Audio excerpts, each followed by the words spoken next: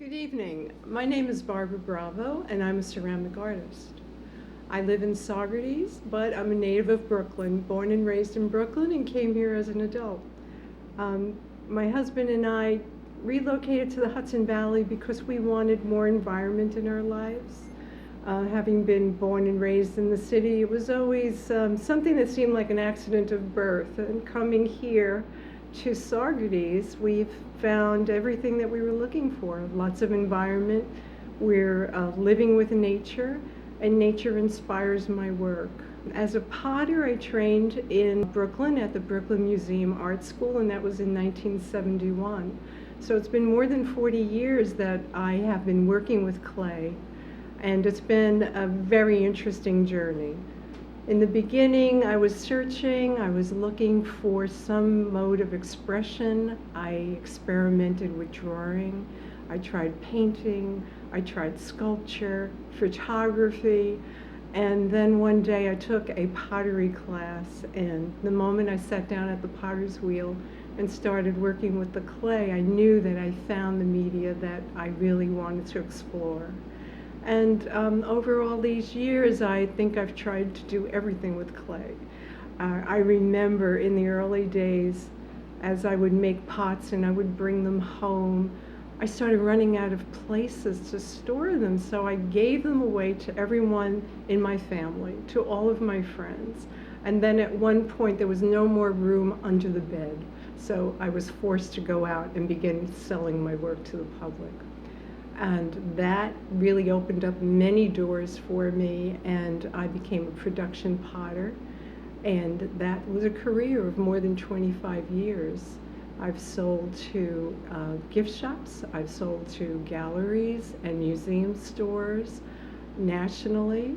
I've also have sold my work to e-commerce venues.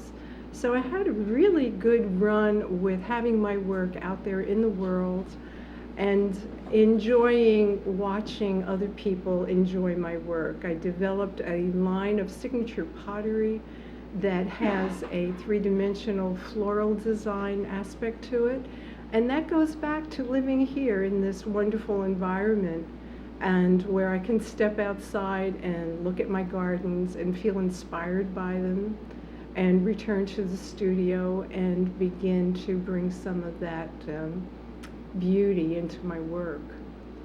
More recently, as I've moved away from production pottery, I've been exploring tile work.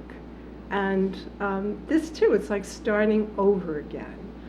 There's somewhat of an overlap because the materials are the same with the same demands, but working two-dimensionally, the clay becomes a canvas, and I can build from that simple canvas. I can begin to build by creating layers. I use very simple tools. My basic tools are a rolling pin and an X-Acto knife.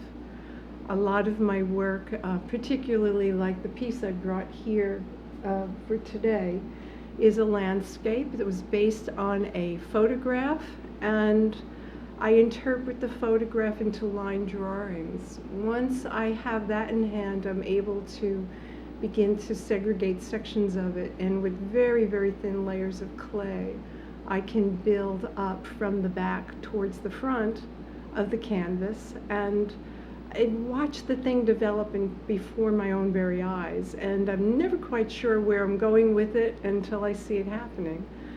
Clay is very demanding. We're affected by the weather. If it's a very dry day, that clay is going to be drying very rapidly, and I have to keep that in mind and keep it under wraps, lots of plastic sheeting. If it's a wet and cold kind of day, the clay seems to take forever to set up. So there's always this consideration when you're working with clay. And so, you know, that's just another thing that's part of knowing your media and learning how to work with it successfully. So as I build up, as you see the scene here, I have the mountains, the Catskills in the background, and this wonderful sky over it, and this meadow filled with trees and with shrubbery. This was a very, very soft photograph that I worked from, and I tried to bring a lot of that into it. And when I want to add texture, I use just some very simple tools where I can get in there and just kind of gouge out little bits and pieces to give me a sense of texture, to interpret the foliage without really going into too much detail. I'm not a big fan of brushes. I tend to like to work with sponges. And I use underglazes on a bisque piece of clay. That means it has been fired once, and when it comes from that first firing, then I'm ready to apply the underglazes. And as I say, I love using sponges. It gets me right in close and intimate with the surface of the clay.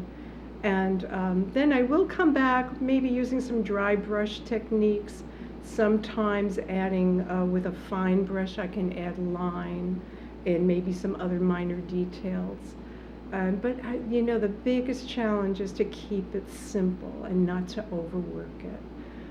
That's always something that needs to be kept in mind. The minute I start to overwork something, I have to leave the studio, wrap it up, walk out of the studio, and just take a breather. Then when I come back, I can look at it with fresh eyes and actually most of the time be very pleasantly surprised that what's there is what I was looking for, but I had stopped seeing it for that moment in time. After I finish applying the underglazes, then it's time for another firing. So we're going back to the kiln room, goes in for a second firing, and then after it comes out of there, then there's some more decisions to be made. Sometimes the underglazes need a little tweaking. I might decide it needs more color, and I can do that. I can, you know, still play with it a little bit more. And then I prefer to refire it yet again to set those underglazes so that they don't get absorbed by the finishing clear glossy glaze that I generally use on my work. This piece here has been finished with clear glossy glaze, which keeps it waterproof from the elements. But as I continue to explore this new challenge for me, I'm beginning to really appreciate not using that clear glossy glaze, but staying with a very rough matte finish, which is a texture that comes into the work, which also adds another dimension of life to what I'm looking at. Some of my newest work is in botanicals, and those I'm mostly deriving from either photographs or from drawings. And I'm able to even get more textural and build up more dimension. And it's really wonderful when I start to see how they develop, and applying the underglazes, and again, backing off and knowing when to stop. That seems to always be my mantra, is know when to stop and keep it simple and don't overwork it. So I hope that if you're in Saugerties, you'll look me up. It would be delightful for you to come and visit, and I would love to share my work with you.